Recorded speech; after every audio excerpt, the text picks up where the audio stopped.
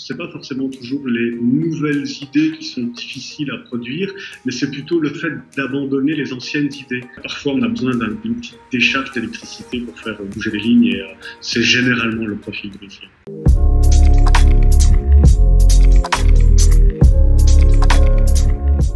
Salut Alain, comment ça va? Ça va très bien. Bonjour Hélène, bonjour Christophe. Ça va, je vais pas à me plaindre, tout va bien. Merci d'être là aujourd'hui et de nous octroyer du temps pour ces échanges un peu informels à partir des maisons de chacun. Alors après, je vois que derrière toi, tu as quand même l'habitude en fait de travailler à la maison, visiblement déjà. Oui, j'ai un bureau chez moi que j'utilise beaucoup et donc effectivement, je colle, je décolle, vous voyez un peu à gauche, à droite, plein de choses et encore plus en ce moment. Donc voilà, je fais des choses que je ne faisais pas d'habitude, que je ne faisais pas avant. Par exemple, il y a 3 semaines, je me suis laissé pousser une grosse moustache, comme ça. Et puis ça ne plaisait pas à ma fille, alors je l'ai coupée. Maintenant, je ne sais pas si vous voyez, je suis un peu sur la barbe, un peu du jardin, un peu négligée. Je ne dirais pas jusqu'à dire élégante, parce que... Bon, ça te va très bien, alors. Ça te va super bien. Des trucs que je faisais pas d'habitude, quoi. Ça te va super bien. Et puis, ça fait un peu punk et on pourra en parler par la suite. En fait, c'est quelque chose que finalement te ressemble. Est-ce que tu peux nous expliquer un petit peu pour que tout le monde puisse comprendre ton contexte, qui tu es, quelle est la façon dont tu entreprends, dont tu supportes enfin, tout ton contexte globalement, en fait, qui tu es? Ben voilà, je me présente souvent comme étant, on va dire, punk manager et public speaker. Public speaker, j'ai pas besoin d'expliquer, tout le monde sait ce que c'est. Punk manager, c'est un job que j'ai modestement un peu créé, qui n'existait pas, ou en tout cas pas officiellement avant. Ça consiste à aider les entreprises à transgresser d'un côté et puis progresser après. C'est-à-dire que je me base sur le constat que dans la volonté de progresser, c'est pas forcément toujours les nouvelles idées qui sont difficiles à produire, mais c'est plutôt le fait d'abandonner les anciennes idées. Oui. Et c'est là que le Punk Manager, c'est là que j'essaie d'intervenir pour aider les entreprises à challenger un peu leurs pratiques, leurs méthodes, leurs habitudes, bousculer un peu les conventions, secouer un petit peu les choses comme ça bien établies, un peu trop normales. Puis après, bien sûr, quand même produire des nouvelles idées et puis les implémenter, quelque chose de concret. Voilà. Tout à fait. Si j'étais vulgaire, je dirais que je suis consultant, mais j'aime pas ce mot-là, alors j'ai dit Punk Manager. Et oui, effectivement, tu as déjà eu, enfin, on a eu la chance en fait de se faire accompagner par toi en punk management déjà chez Underside. L'expérience était vraiment super, encore un grand merci. Et puis c'est sans doute pas la dernière fois qu'on travaille ensemble. Merci à vous. C'était totalement partagé. Merci beaucoup. Tes clients, en fait, c'est qui? C'est des PME, c'est des indépendants, c'est des plus grosses entreprises? Tu peux nous en dire un peu plus à ce sujet? Alors, mes clients, principalement, ce sont des PME et des grandes entreprises. Ce sont des gens qui ont déjà une structure assez établie, voilà, bon, avec parfois des gens qui sont actifs internationalement, avec des plus grosses structures, plus lourdes, etc. Parce que quand je disais abandonner les vieilles idées, abandonner les vieilles pratiques, eh bien, c'est souvent dans les structures plus lourdes que ça se fait, et c'est là que c'est un peu pénible. Donc voilà, les structures plus légères, plus agiles, plus dynamiques, je pense que vous savez de quoi on parle chez Underside. C'est pas forcément toujours compliqué. Vous êtes agile, vous êtes réactif, vous êtes moderne quelque part. Donc, je suis pas certain que vous ayez toujours besoin de quelqu'un pour venir vous bousculer. Vous faites ça très très bien, avec beaucoup d'ouverture et beaucoup de flexibilité. Mais par contre, voilà, dans ces structures un peu plus conservatrices, un peu plus installées au niveau historique, etc. Parfois, on a besoin d'une petite décharge d'électricité pour faire bouger les lignes et c'est généralement le profil de métier. Tout à fait. Et comment ça se passe actuellement pour toi, les activités? Est-ce que tu arrives à maintenir des contacts avec tes clients, Alors, pour être totalement transparent et parfaitement honnête, comme la plupart de mes amis, de mes partenaires, et peut-être de mes concurrents, j'en sais rien, mais le 13 mai, j'ai reçu une dizaine ou une douzaine d'emails qui disaient « Alain, on va tout mettre en stand-by, on ne bouge plus à rien, on annule tout ce qui est prévu dans le calendrier pour les le mois, j'allais dire 3, 4, 5 semaines, ça continue encore un peu d'être annulé maintenant. J'ai des clients, heureusement, qui sont un peu fous, c'est-à-dire que là, j'ai une date prévue tout de suite pour début mai, dans une formule évidemment totalement adaptée. On aura peut-être l'occasion d'y revenir dans notre discussion, mais beaucoup plus à distance, comme vous l'imaginez. Mais donc voilà, mes activités de prestations sont à l'arrêt total, c'est-à-dire quasiment 100% d'annulation, je dis quasiment parce que voilà. Par contre, mes activités de réflexion sont à 200% développées, bien entendu, puisque la situation l'exige. Et donc voilà, je profite de ces moments, comme beaucoup de gens, pour essayer, et c'est pas forcément facile, mais de réfléchir et surtout de structurer les choses pour ce qui va se passer après. Tout à fait. Et j'ai plein d'idées. C'est cool. Du coup, en fait, on parlait de punk management. Alors, je veux pas t'enfermer dans la case du punk management. C'est ta matière, c'est toi qui l'as créé, le punk management. Et évidemment, tu fais d'autres choses. Tu accompagnes différemment aussi les entreprises. Tu as d'autres idées, comme tu le disais, très certainement. Mais aujourd'hui, le fait il y a plusieurs choses dont j'aimerais parler avec toi globalement. La première, c'est le punk management, qui est le fait de casser ce qui existait un peu avant, de challenger en fait, et puis de recréer du nouveau. Est-ce que c'est justement pas quelque chose qui est hyper adapté à la situation actuelle, tu penses ? Ouais, totalement, bien sûr. C'est-à-dire qu'effectivement, il y a une notion un peu punk dans la culture punk qui s'appelle le tabula rasa. Ok. Voilà, ça veut dire faire table rase. Alors évidemment, ça faisait un peu grincer les dents des gens qui sont très conservateurs, etc. Maintenant, il se trouve que devant la situation actuelle, c'est une sorte de tabula rasa auquel nous sommes confrontés. Maintenant, attention, il faut quand même être prudent. Dans l'aspect punk management, il n'y a pas une volonté déterminée de tout détruire, de tout anéantir, parce qu'il y a surtout l'aspect management aussi dans le punk management qui consiste à dire on veut progresser, on veut créer de la valeur ajoutée, on veut continuer à créer de la valeur pour soi, pour les autres, la partager, créer de nouvelles expériences. Donc, le tabula rasa, je le formulerai de cette façon-là, c'est une opportunité pour repartir d'une feuille blanche, mais en allant intégrer, en allant distiller, saupoudrer quand même des choses qui étaient quand même performantes déjà avant et qui pourraient être intéressantes à conserver. Le tout est de trouver la bonne balance. Mais il se fait qu'actuellement, c'est une réflexion qui serait peut-être encore plus propice, en tout cas qui s'y prête bien, puisque les circonstances sont celles-ci. Quand tu parles tout à l'heure du fait que les gens, tes clients, tes partenaires, en fait, ont mis sur pause les projets, ce qui arrive dans toutes les entreprises, hein, ça arrive aussi chez Underside, ça arrive un peu partout, donc c'est certainement pas un cas isolé. Est-ce que tu penses que c'est la bonne façon pour toi de réagir dans une crise comme celle qui est là actuellement, ou est-ce qu'on aurait plutôt dû garder quand même les prestations pour continuer peut-être éventuellement à dynamiser l'économie et puis je ne sais pas, je te pose la question aussi, est-ce que par exemple tes prestations à toi, elles peuvent se faire à distance ? C'est deux questions que j'avais en tête à l'heure actuelle. Par rapport à la réaction de tout mettre sur pause et de tout figer, je pense que je ne me permettrais pas de dire que c'est une bonne ou une mauvaise réaction, je dirais simplement que c'est une réaction naturelle face à un mouvement, rappelons-le, de panique qui a été progressif. Le coronavirus, tout ça... on en riait il n'y a pas si longtemps.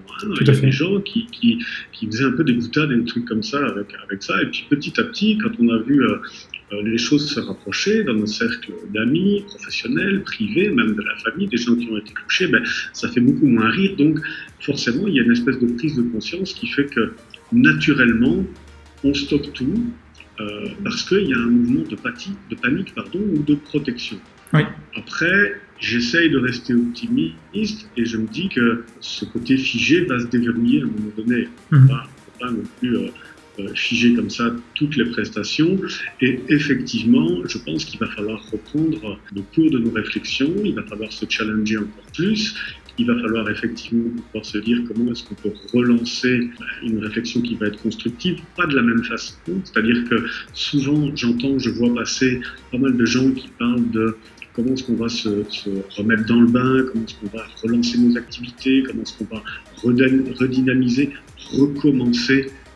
En fait, dans recommencer, il y a le côté reproduire le passé. Exact. Moi, j'ai l'impression qu'à un moment donné, il faudrait qu'on se dise comment est-ce qu'on va commencer autrement.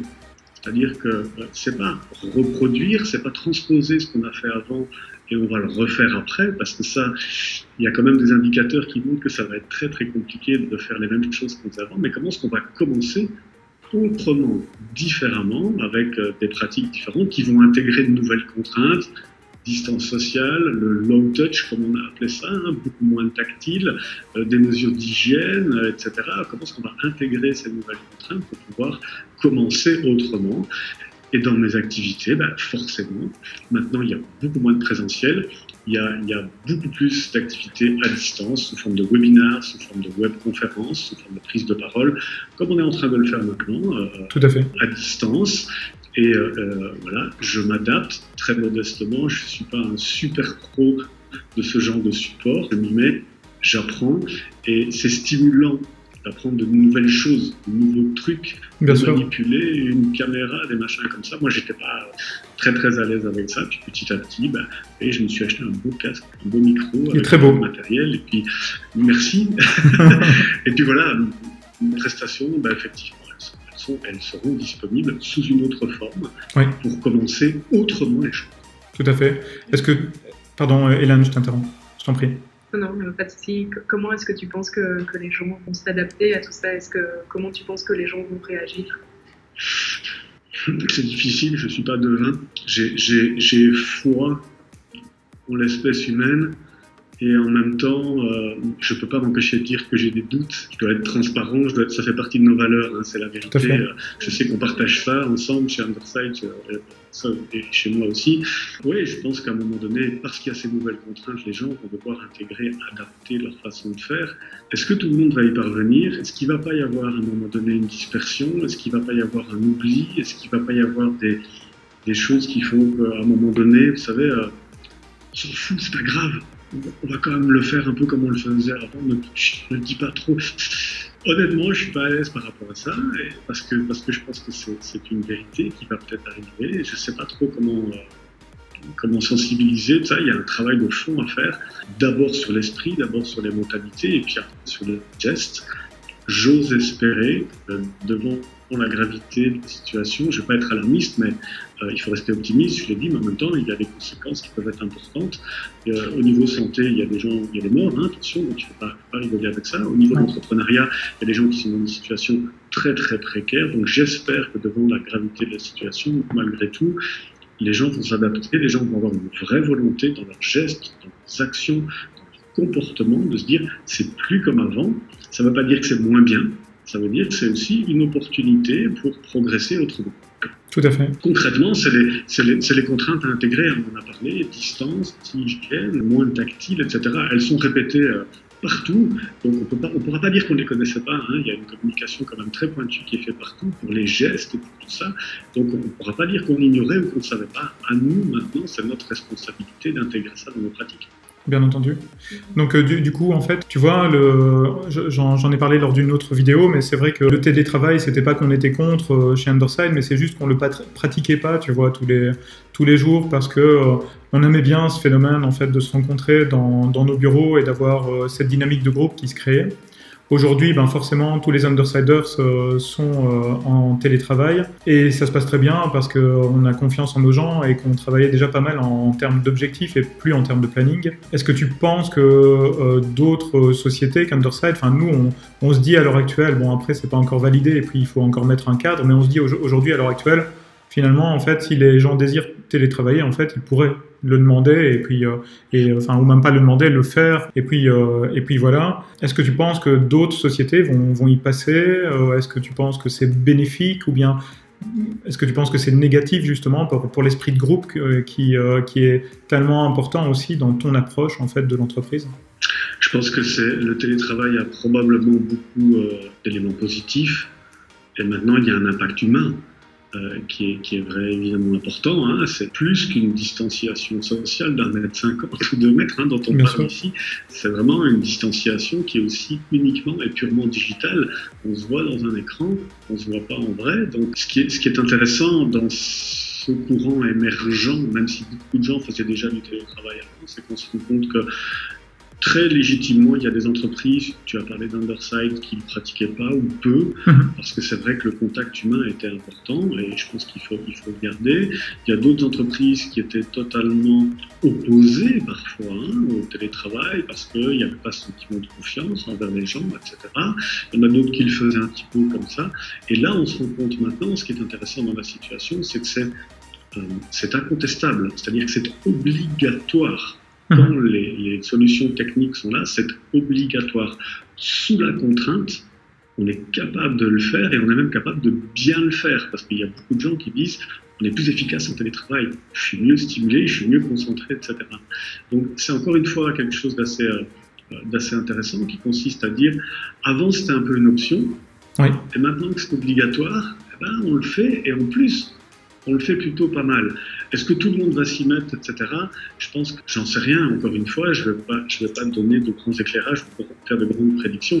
Par contre, ce qui serait intéressant de faire, c'est un élément sur lequel je suis en train de travailler maintenant, qui s'appelle, j'ai appelé ça le Lockdown Report.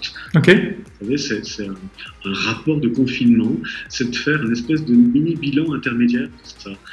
J'en ai pas encore parlé, j'ai rien posté là-dessus, donc voilà, je le dis en première devant vous, Hélène et Christophe, et les gens qui nous écouteront peut-être.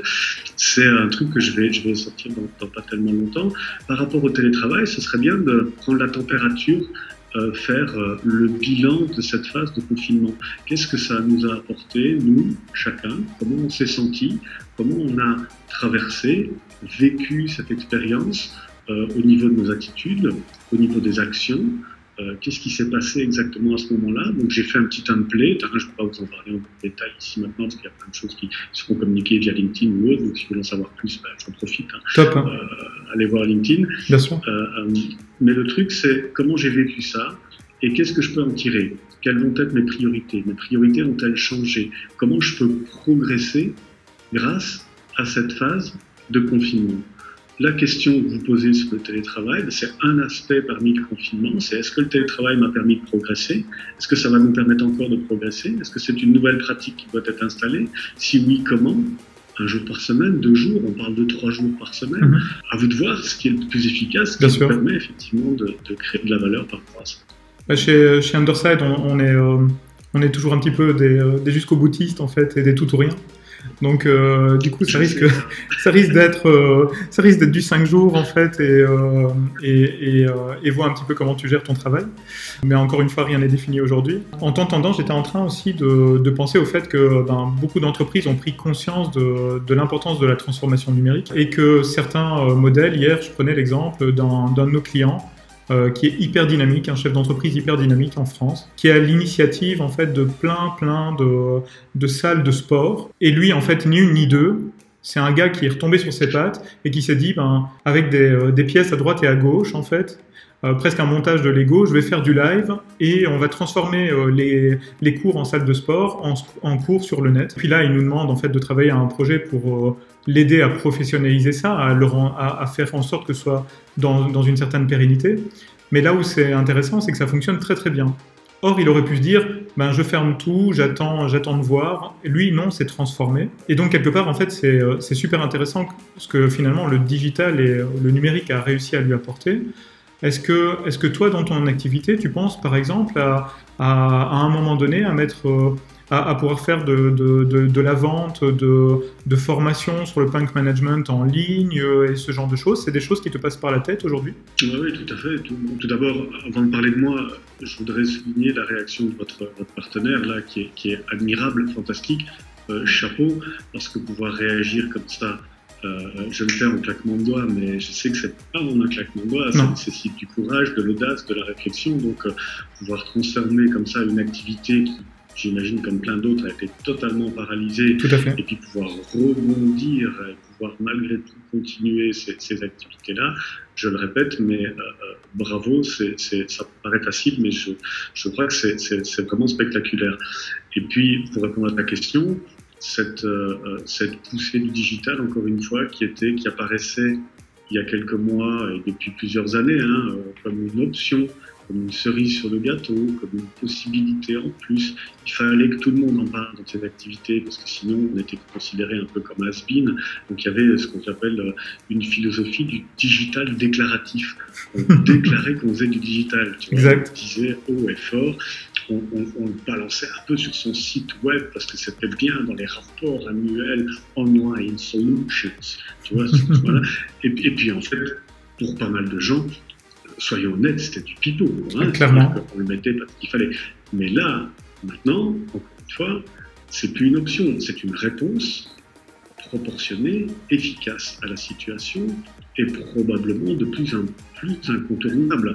Et voilà, je m'interroge et j'ai déjà, vous le voyez derrière moi, alors, vous ne pouvez pas lire ce qu'il y a écrit sur les post-it derrière moi, mais il y a beaucoup de choses comme ça qui vont tourner à travers de nouveaux développements, c'est-à-dire que ça ne va pas être une transposition du punk management comme avant vers un côté digital. Je ne vais pas mettre une caméra devant moi en disant « et maintenant je vais vous parler du punk management comme je le faisais il y a 3 mois, il y a 6 mois ou depuis 10 ans.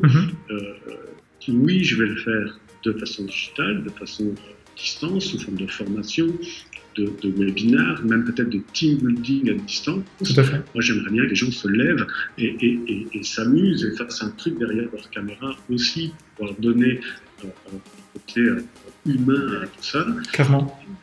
Mais il y aura un nouveau contenu adapté qui sera décliné spécifiquement parce qu'on sait comme ça que face à une caméra, je peux plus aller dans la salle distribuer des chocotoffs comme je le faisais avant pour récompenser les gens qui apportaient des réponses aux questions que je posais. J'en suis très triste d'ailleurs. J'en suis très triste.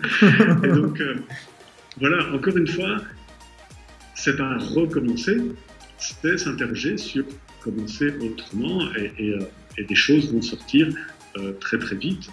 Voilà, ici, je vous ai parlé du lockdown report. Il y aura une tonalité punk là-dedans, hein, c'est-à-dire que le report, c'est pas une feuille de papier pour faire un petit dessin en disant dis-moi comment tu te sens. À un moment donné, je vais aussi mettre le doigt là où ça fait mal. Hein, c'est qu'est-ce que vous faites pas assez. Tout à fait. Qu'est-ce que vous regrettez. Qu'est-ce que vous devriez faire plus. Qu'est-ce que vous devriez faire mieux. Il faut, désolé, c'est un peu dans mon tempérament, mais un peu se faire mal. Tout à fait. Pour que parfois il y ait de la progression. Bien sûr. Donc, voilà, c'est pas moi qui fais mal, hein, on se fait mal soi-même. Voilà, pour vous fouetter. Hein. Mais voilà des adaptations que je vais intégrer et je le répète bien. Bien sûr, je vais m'inspirer de ce que je faisais avant, parce qu'il ne s'agit pas de faire un tabula rasa complet, il ne s'agit pas de faire anéantir complètement ce qui a été construit avant, sans m'inspirer, mais quand même avoir l'audace et le courage de mettre quelque chose de fondamentalement nouveau pour répondre à de nouvelles conditions, de nouvelles contraintes. Voilà, ça se promène là-bas sur des post-it pour le moment et bientôt là dans nos écrans. Je voudrais pouvoir faire un zoom, mais je n'y arriverai pas. Donc, on devra attendre. Tu vois, regarde, allez, c'est rigolo ça.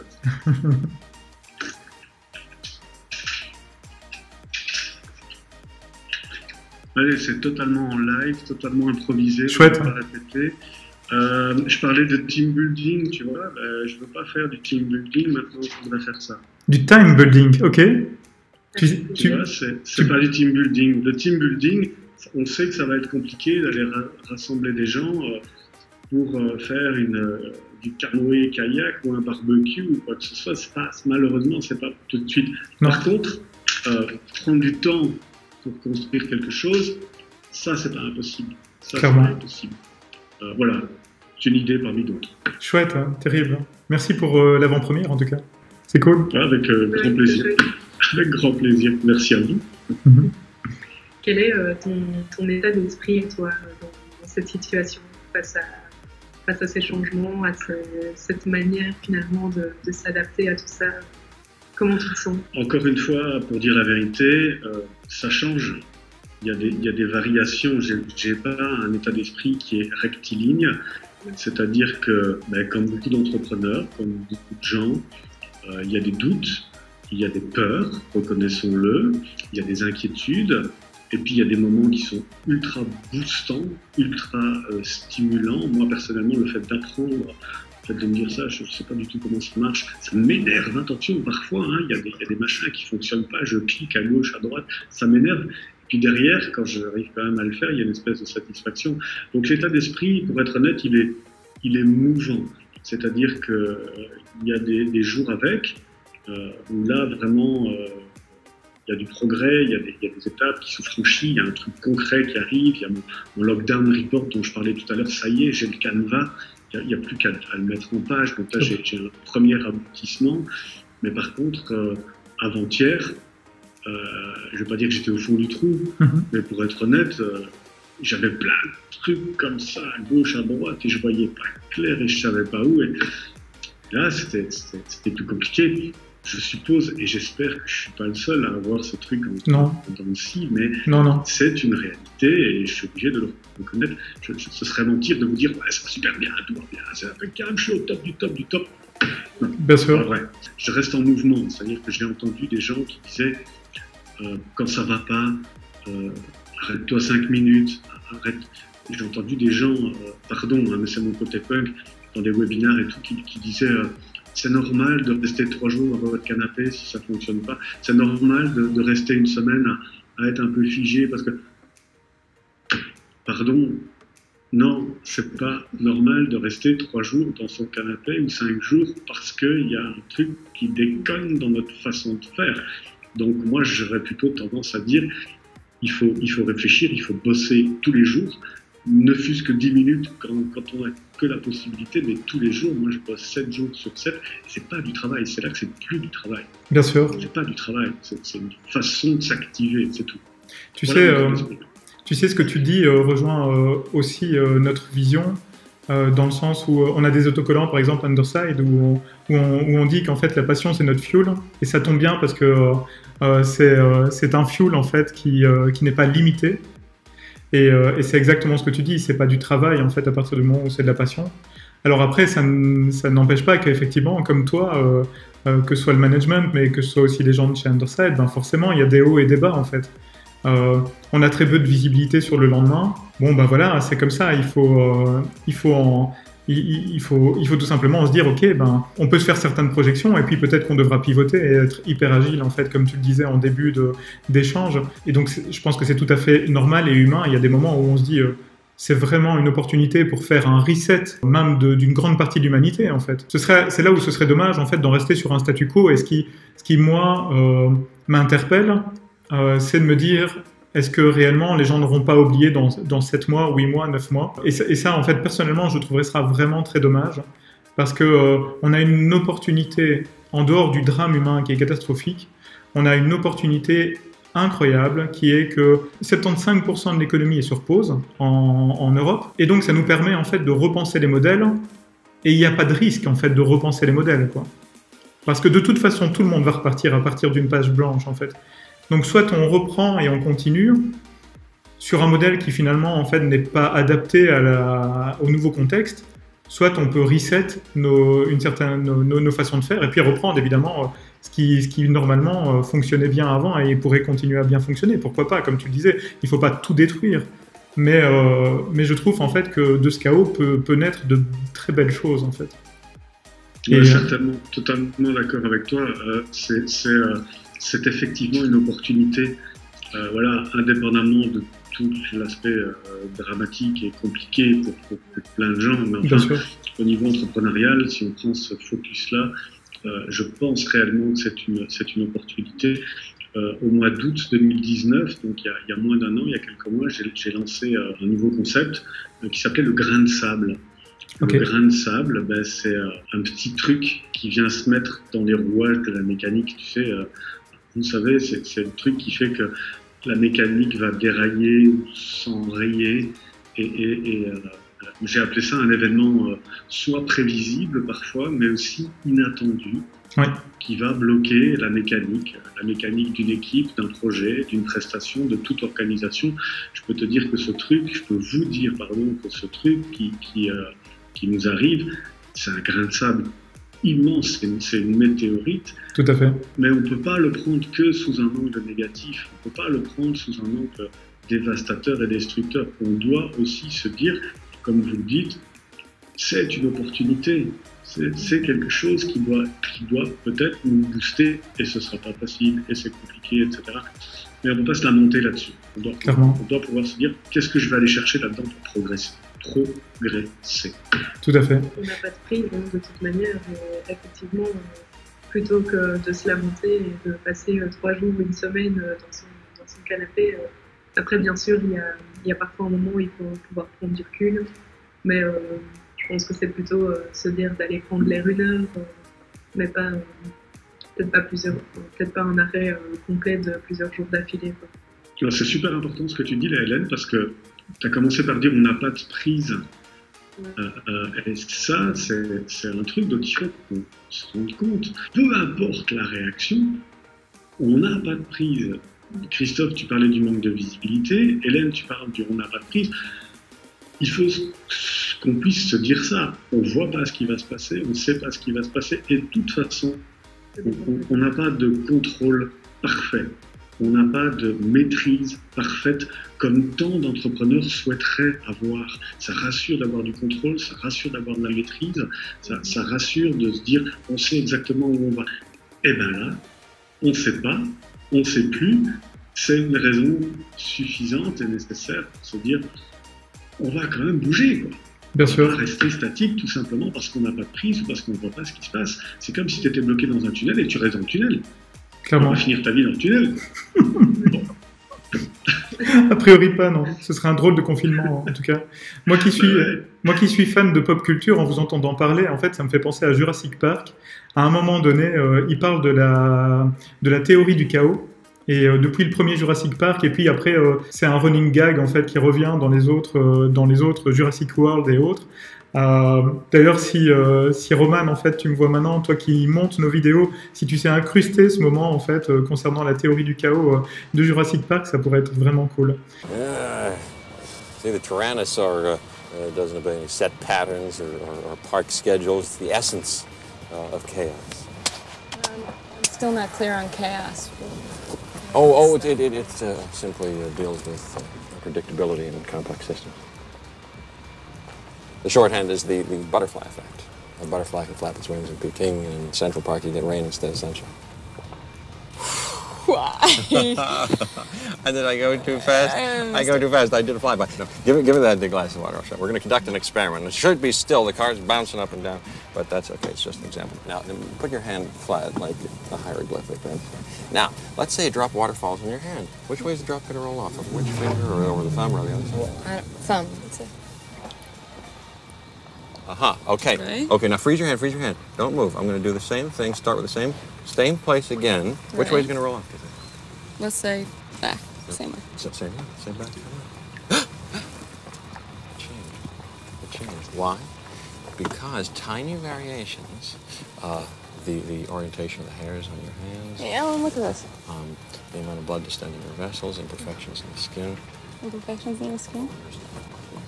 microscopic, and never repeat and vastly affect the outcome. That's one. Unpredictability. Right? Et donc, effectivement, c'est ce grain de sable, en fait, imprévisible dont tu parles, et qui finalement crée une dynamique, en fait, qui peut être d'une magie incroyable, en se disant, effectivement, on n'a pas de prise sur certaines variables. Par contre, là où on a une prise, c'est de ne pas se sentir comme des victimes, et de se dire, ben, je vais être un fluide. Je vais pouvoir faire en sorte de m'adapter à mon contexte. Et finalement, on en arrive à des théories comme celle de Darwin et autres, en fait, qui existent depuis des décennies, en fait, et qui finalement nous montrent un petit peu la voie de se dire non, tu dois t'adapter, mon grand. Ça, c'est quand même magique. Et finalement, le fait que ce soit pas prévisible et que, comme tu le disais, Hélène, on n'a pas de prise sur certaines choses, est-ce que ça va pas nous aider à profiter du moment présent plus qu'avant, en fait?